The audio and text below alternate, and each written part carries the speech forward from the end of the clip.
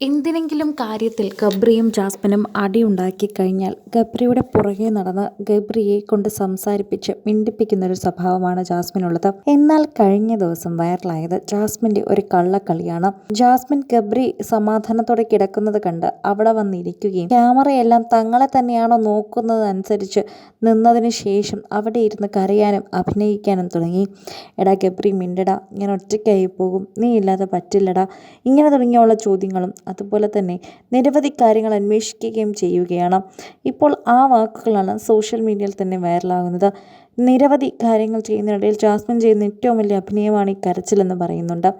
അത്തരത്തിൽ വരെ സംസാരം നീങ്ങു പോകുന്നു. ഗബ്രിയോട് അത്രമാത്രം ആത്മാർത്ഥ സ്നേഹമൊന്നും ജാസ്മിനില്ല. ഗബ്രിയും ഈ ഷോയ്ക്ക് വേണ്ടിയാണ് നിൽക്കുന്നത്. ജാസ്മിനും അങ്ങനെ തന്നെയാണ്. അതുകൊണ്ട് പ്രേക്ഷകർക്കും ഇവരെക്കുറിച്ച് പറയുന്നതിൽ ഒരു ബുദ്ധിമുട്ടുമില്ല. കുടുംബ പ്രേക്ഷകർക്ക് കാണാൻ പറ്റുന്നൊരു പരിപാടിയായിരുന്നു. അതിനെ ഈ കോലത്തിലാക്കിയത് ഇവർ തന്നെയാണ്. ഇവരാണ് അതിന് ഉത്തരവാദികളെന്ന് കൂടി പറയുന്നുണ്ട്.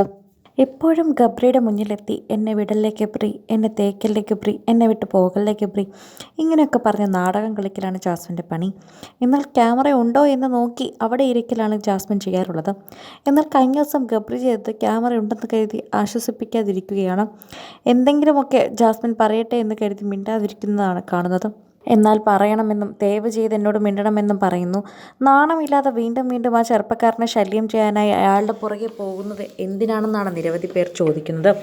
എന്നാൽ ഗബ്രിയാണ് ഇതെല്ലാം ആദ്യം തുടങ്ങിയത്. ഇപ്പോൾ ജാസ്മിന് സഹിക്കാൻ പറ്റുന്നില്ല. ജാസ്മിൻ ഇപ്പോൾ അവനില്ലാതെ നിൽക്കാൻ പറ്റാതെയായി. ഒറ്റയ്ക്ക് കളിക്കാൻ പറ്റുന്നില്ല. ഇതാണ് പ്രശ്നം. ഇതുകൊണ്ടാണ് ഇപ്പോൾ ജാസ്മിൻ പിന്നാലെ നടക്കുന്നത്. ജാസ്മിൻ്റെ പിന്നാലെ നടപ്പ് വളരെ ബോറായിട്ടുണ്ടെന്നും ആർക്കും അതത്ര രസിക്കുന്നില്ല എന്നും പറയുന്നു.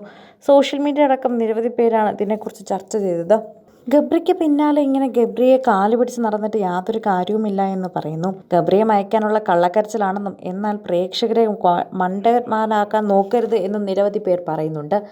ജാസ്മിൻ്റെ ഗബ്രിയെ വീഴ്ത്തിയത് ഇങ്ങനെയാണെന്നും ഇതോടെ തന്നെ ചൂടോടെ ക്യാമറയിൽ കിട്ടിയെന്നും പറയുന്നുണ്ട്. ജാസ്മിന് ഗബ്രി പ്രശ്നം നടക്കുമ്പോൾ തന്നെ ഗബ്രിക്ക് ജാസ്മിൻ്റെ ദേഹത്തോടാൻ പോലും പ്രശ്നമാണെന്ന് ഇന്നലെ കണ്ടപ്പോൾ മനസ്സിലായി. ക്യാമറ ഉണ്ടല്ലോ എന്ന് നോക്കി കയ്യിൽ വെച്ച് കൈ ഉടനെ എടുക്കുകയായിരുന്നു. തോളിൽ വെച്ച ഉടനെ തന്നെ ക്യാമറ നോക്കി ജാസ്മിനെ കണ്ട ഗബ്രി ഉടനെ കൈയെടുത്തു. വെറുതെ ആവശ്യമില്ലാത്ത പ്രശ്നങ്ങൾ ഉണ്ടാക്കണ്ട എന്നും ചീത്തപ്പേരുണ്ടാക്കണ്ട എന്നും ഗബ്രിക്ക് മനസ്സിലായി. എന്നിട്ടും ജാസ്മിൻ അത് മനസ്സിലാകുന്നില്ല. ജാസ്മിൻ വീണ്ടും അത് ആവർത്തിക്കാനായി ഗബ്രിയുടെ അടുത്തേക്ക് പോവുകയാണ്. അതാണ് ഒട്ടും സഹിക്കാനാകാത്തത്. കൂടുതൽ പ്രശ്നങ്ങളിലേക്ക് നയിക്കുന്നതും ഇത് തന്നെയാണ്. അതുകൊണ്ടാണ് ചോദ്യം വരുന്നതും. എന്നിട്ടും ജാസ്മിൻ ഒരു കൂസലുമില്ലാതെ വീണ്ടും ഗബ്രിയുടെ പിന്നാലെ പോവുകയാണ്. ഗബ്രി എന്തോ ഒരുക്കി വെച്ചിട്ടുണ്ടെന്നാണ് പറയുന്നത്. പക്ഷെ ഗബ്രിക്ക് തന്നെ അറിയാം ഗബ്രി ഒരിക്കലും വിവാഹം കഴിക്കില്ല ജാസ്മിൻ എന്നത്. അതേറെ ദുഃഖമായ ഒരു കാര്യം തന്നെയാണ്. എന്നിരുന്നാലും ഗബ്രി ഇപ്പോൾ കാണിക്കുന്ന വളരെ വിഷമമുള്ള കാര്യമാണ്.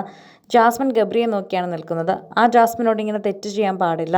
ജാസ്മിനോട് സ്നേഹം കൊടുക്കണം. ഇങ്ങനെ അകന്നു നിന്ന് കഴിഞ്ഞാൽ ജാസ്മിന് കുറച്ചുകൂടി ബുദ്ധിമുട്ടുണ്ടാകുമെന്നും പ്രേക്ഷകർ പറയുന്നുണ്ട്.